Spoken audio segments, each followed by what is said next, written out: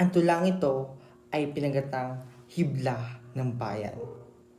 Noong minsan, may isang hibla, mahina, manipis, at madaling mapatid.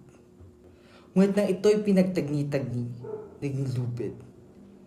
Matibay, hindi kayang buwagin. Ganito ang pangarap ng La Liga Filipina.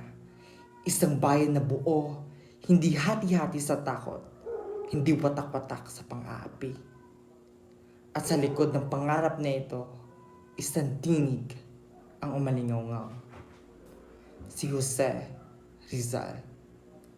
Tahimik, pero matalim.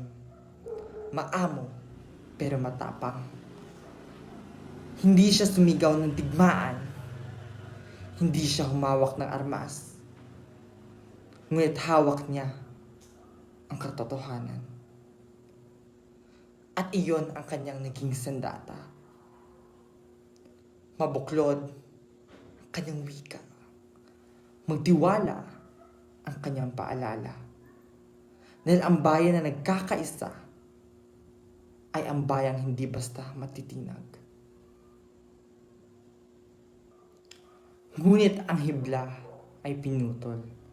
Ang liga ay sinupil. Ang tinig ay pinatahimik. Ngunit tanungin mo, naputol nga ba talaga? O baka naman, naging bahagi lang ito ng mas malaking sinulid.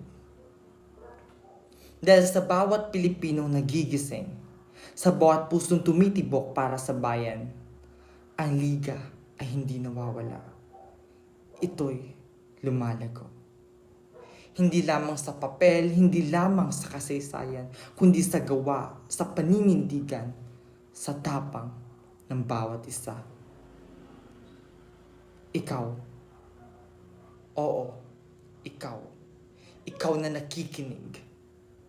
Kapag pinili mong maging makatarungan, kapag pinili mong hindi manahimik, kapag pinili mong mahalin ang bayan, ikaw ang hibla. Ikaw ang lakas. At ikaw ang pag-asa. At kapag tayo'y nagsama-sama, hindi na tayo basta hibla lamang.